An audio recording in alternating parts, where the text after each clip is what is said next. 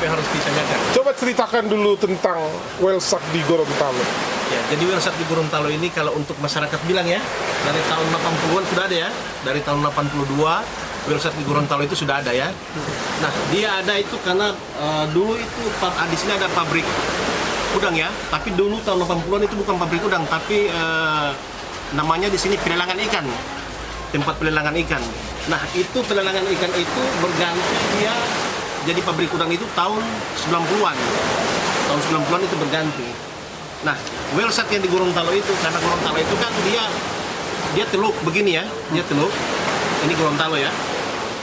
Jadi di sini di depan situ ada muara Bone namanya. Nah, otomatis dia masuk ke teluk sini dia banyak plankton. Contoh kayak tadi kan kita snorkeling kan banyak ubur-ubur apa semua, terus visibility juga agak kabur. Itu plankton. Nah, itu kesukaan whale shark, itu makanan whale shark. Jadi dalam satu hari whale shark itu harus konsumsi plankton kurang lebih 2 ton. Sehari harus dia makan, dia konsumsi. Jadi dia harus cari itu.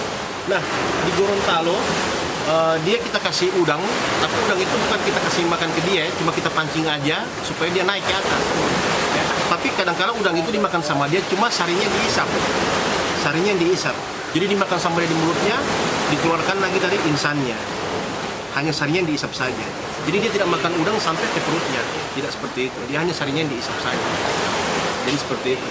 Nah, di dunia ya, kalau ingin melihat whale shark itu paling dekat itu hanya di Gorontalo. Seperti yang kita lihat di bibir pantai kurang lebih 20 meter sampai 30 meter kita bisa melihat whale shark. Ya. Dan pernah ada spesialis whale shark dunia, dia datang ke Gorontalo, dia survei whale shark di Gorontalo dan dia sangat keheranan ya, karena menurut buku dia itu whale shark itu hanya hidup di lautan terdalam. Ya. Atau di bagan-bagan, tapi di Gorontalo hanya di bibir pantai dan dia stay dengan individu yang sama. Terus yang kedua, dia whale shark itu sifatnya hidup di daerah yang lautnya dingin, temperatur dingin ya. Di Gorontalo hanya di bibir pantai aja ya. Dan yang kita tahu bahwa di Gorontalo itu adalah garis khatulistiwa, lintasan matahari. Jadi di Gorontalo itu temperatur udaranya itu suhu di bawah laut itu dari 28, 29, 30, 31 dan itu sangat panas ya. Makanya dibilang Gorontalo itu wow, whale shark-nya wow. Contoh, tahun 2016 whale shark kita ada tagging kurang lebih 12 ekor ya, kita tagging di belakangnya. Nah, itu 2017 dia kepantau ada individu yang 4 kalau tidak salah, dia terpantau di Filipina, Cebu di sana. 2019 dia balik lagi ke Butuh Barani. Nah, menurut dia whale shark itu dia seperti mobil, dia malas berenang ikut arus ya, menurut dia ya. Jadi arus kita di Gorontalo ini, dari Gorontalo itu rutenya whale shark itu dari Gorontalo ini ikut arus ya, dari Gorontalo dia naik ke Kalimantan, ke Berau, dia naik lagi ke sana, ini arus ya, dari Gorontalo dia naik ke Kalimantan, terus arusnya naik ke atas lagi sampai di Filipina, Cebu, terus dia naik lagi sampai ke Teluk Meksiko ya, whale shark sampai ke Teluk Meksiko. Nah, bulan 6 arusnya berputar, dia masuk ke Laut Cina, dia masuk lagi sampai ke Papua ya, yang di Raja Ampat ya, dia masuk ke situ. Nah, setelah itu arusnya berubah. Nah, sistem arus berubah itu di Indonesia itu kan banyak kepulauan. Indonesia itu bukan laut dalam tapi kepulauan, macam ada Pulau Jawa, Kalimantan, Sulawesi, Pulau Bali.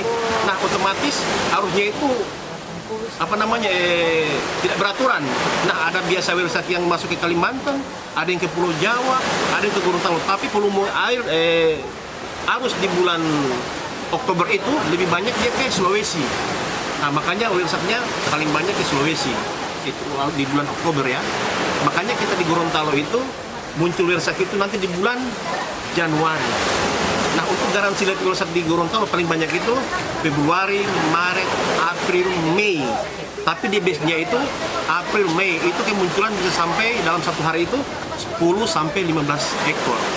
Jadi rekomendasi kami untuk penyelam itu harus datang di Gorontalo itu kalau mulai whale shark itu April sampai Mei, itu banyak itu. Tapi di bulan Januari, Februari, Maret itu ada. Tapi kami tidak bisa garansi banyaknya. Tapi whale shark ada tiap bulan.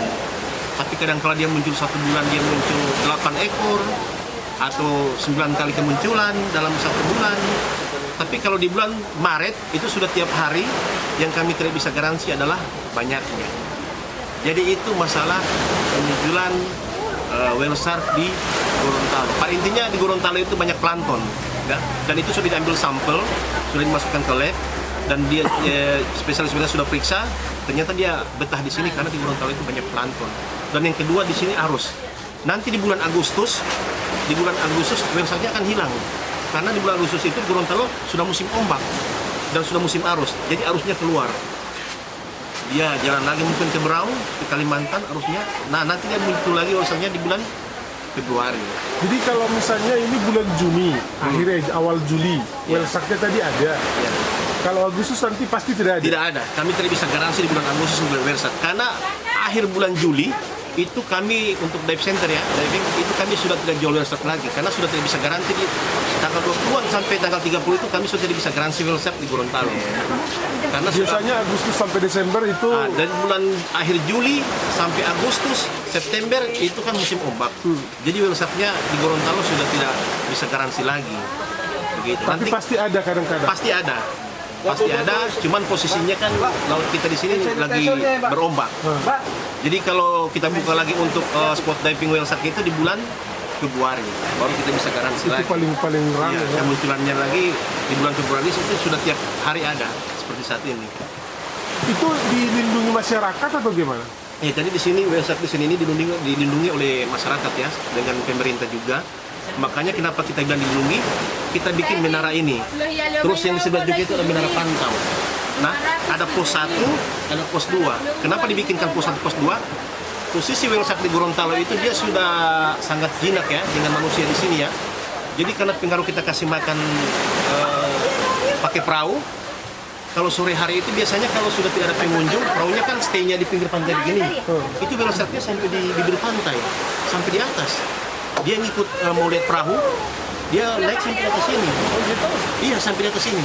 Nah, tugas masyarakat di sini dibuatkan pos 1 dengan pos 2 sana itu untuk memantau kalau ada whale shark yang kedampar di atas.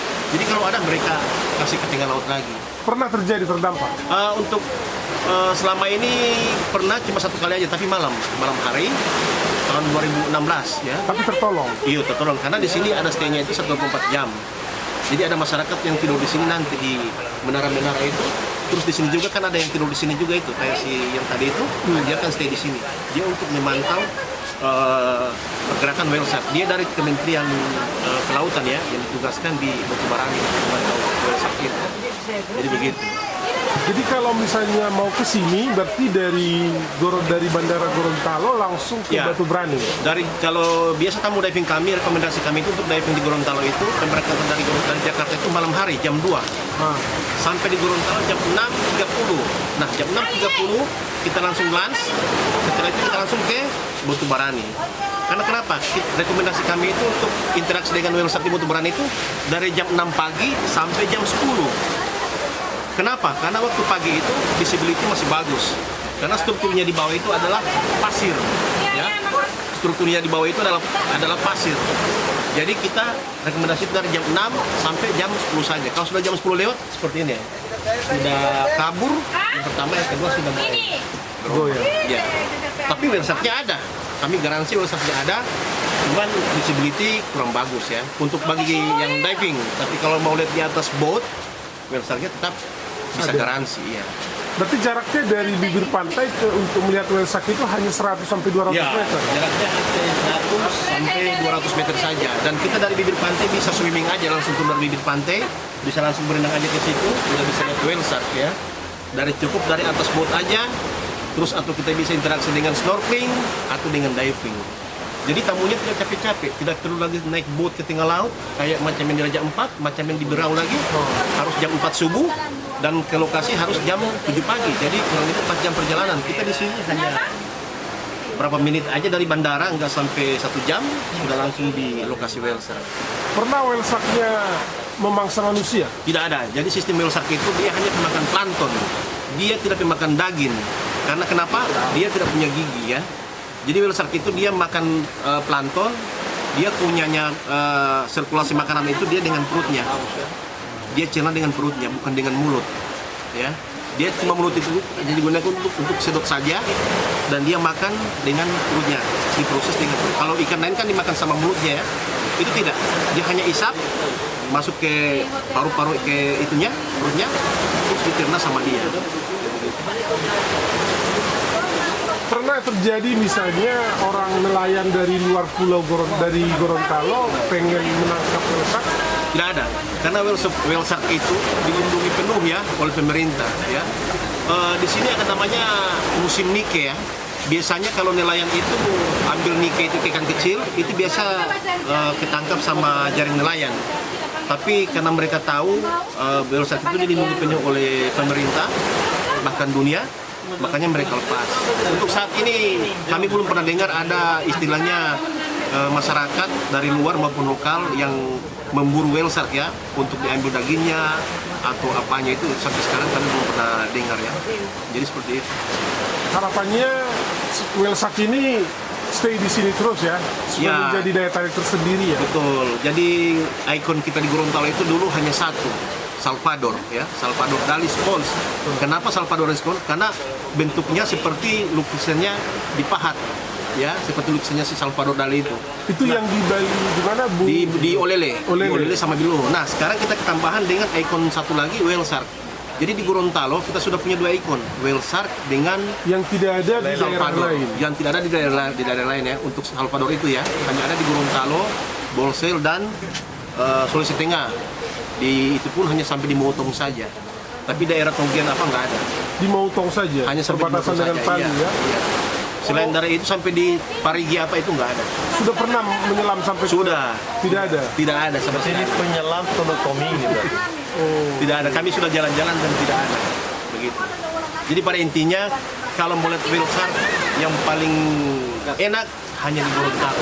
Dekat dari bibir pantai, kita bisa studi banding ke sini, mempelajari tentang kehidupan whale shark, bagaimana dia makan. Tapi ingat, belum ada sama sekali orang yang lihat whale shark itu beranak. Belum ada. Belum ada. Di dunia belum ada. Jadi kita tidak tahu whale shark itu beranaknya gimana, kawinnya juga bagaimana, belum ada orang yang dapat dokumentasi itu, belum ada. Dari buku-buku di Belum dunia ada, juga belum pernah. belum ada bukunya itu. Silakan dicek di Google. Kalau misalnya ada nelayan ditangkap, ada yang kecil nggak pernah ketangkap? Iya, kalau yang kecil-kecil saya rasa di daerah lain banyak ya. Nggak whale shark kecil misalnya? Iya ada, tapi mungkin dilepas lagi kan, karena itu whale shark itu kan tidak bisa dikonsumsi. Ya, terus yang satu, dalam tubuh whale shark itu kita tidak bisa sentuh. Kenapa? Dalam tubuh whale shark itu ada bakteri yang sangat berbahaya yang tidak bisa kena tubuh kita. Kalau kena tubuh kita, pasti tubuh kita akan luka. Ya. Ingat, whale shark itu dia penjelajah dunia, benua. Kita kan tidak tahu di benua mana lain mereka buang kimia atau gas-gas atau dari pabrik-pabrik yang beracun, dan badan whale shark itu kan dia sistemnya itu kan balem, agak apa ya, ada lem begitu. Berlendir. Lengket, ya berlendir. Jadi kuman-kuman itu melengket di situ. Yang pertama, yang kedua, kita kan tidak tahu dalam laut, dari dalam itu ada bakteri apa yang sangat berbahaya. Nah, semuanya ini di kulit whale shark ya. Jadi kita kalau kena tubuh whale shark pasti akan luka. Nah, ini contohnya ini itu kena dia. Itu pertama kali diving kena tubuh whale shark. Saya bawa diving ya, begitu naik sudah langsung merah. Dua kali saya diving sudah langsung bengkak, kakinya bengkak, dan dia sudah mengeluarkan air. Pas sore jam 3 itu sudah luka, sudah hitam. Jadi seperti kena besi panas. Nah, itu karena apa? Pori-pori kita itu kan ada lubang. Kena dengan tubuh whale shark, bakterinya itu lengket di tubuh kita dan dia masuk di pori-pori itu. Makanya kita tidak dianjurkan untuk menyentuh Jadi whale shark. harapannya kalau datang pengunjung misalnya untuk Betul, melakukan jangan snorkeling, ya kalau untuk berinteraksi dengan whale shark, jangan sekali-sekali kita menyentuh badan whale shark, karena tubuh whale shark itu sangat beracun ya, yang tidak bisa kena tubuh kita. Ada bakteri yang sangat berbahaya sebenarnya. Jadi jangan. kalau rata-rata pengunjung ke sini di masa pandemi ini Masa pandemi ini kurang lebih kalau sebelum corona itu bisa sampai pengunjung di Hiu Paus itu bisa sampai 500. per hari. Bukan, per bulan sampai 1.000 ya, untuk sebelum pandemi ya. Contoh, kalau macam kami di diving itu, kami kan punya, sebelum orang diving kan harus isi itinerary ya, semuanya itu isi liability form. Jadi kalau sebelum pandemi itu di kami itu kurang lebih 1 bulan itu kurang lebih ada sekitar 400 penyelam sampai lebih ya. Itu per bulan. Tapi setelah pandemi ini sudah agak berturun ya, mungkin sekarang tinggal 20%. Apalagi sekarang ini masih zaman-zaman lockdown. Nah, kebanyakan tamu yang diving di sini hanya tamu-tamu lokal aja. Kalau dari luar ini, Dari mancanegara tidak ada, kecuali ada tamu yang sudah stay memang di Indonesia, yang bule-bule mancanegara yang bisa lihat whale juga, Pak. begini, jadi kemunculan whale shark di Batu Barani itu bukan hanya sore yang kita bisa garansi. Mau menyelam malam pun bisa. Kita mau lihat malam pun bisa. Karena Digali kan bisa kemarin gitu, kita menyelam, kapan menyelam malam itu ya? Kemarin kita menyelam malam juga kita dapat, ya. Jadi saya rekomendasikan ke tamu, kamu mau lihat whale shark malam? Iya. Dia tanya ada, saya bilang ada. Garansi. Jadi kita menyelam malam di sini, whale shark-nya tetap ada. Keren. Iya. Jadi biasanya biar dari pagi sampai malam whale shark di Batu Barani kita bisa garansi untuk melihat. Pada saat pagi. Jadi 1x24 jam di Batu Barani bisa lihat whale shark. Mau pagi, siang, sore, malam tetap ada. Iya. Itu uniknya di Batu Barani. jadi kalau di sini para penduduk di sini jadinya jadi nelayan, apa namanya, guide untuk bawa. Ya, dulunya masyarakat sini rata-rata nelayan ya, mencari ikan ya. Cuma dengan adanya kemunculan whale shark ini mereka tetap melakukan aktivitas nelayan tapi di malam hari. Tapi kalau siang hari mereka cari pengunjung ya yang mau berinteraksi dengan whale shark. Lagian kalau siang hari mereka nggak bisa mancing, nanti malam. Ya, jadi nelayan di sini sudah terbantu dengan adanya kemunculan whale shark. Jadi semakin banyak pengunjung yang melihat whale shark, berarti nelayan di sini pada makin senang ya. Pendapatan mereka bisa pas-pasan lah, ya. Bukan hanya malam hari, tapi siang hari juga mereka bisa interaksi dengan pengunjung untuk cari kelebihan sedikit. Jadi begitu. Oke, terima kasih Mas Cecep ya. Sama-sama. Terima kasih ya. Oke, Demikian yuk. informasi dari wisata Bahari Gorontalo.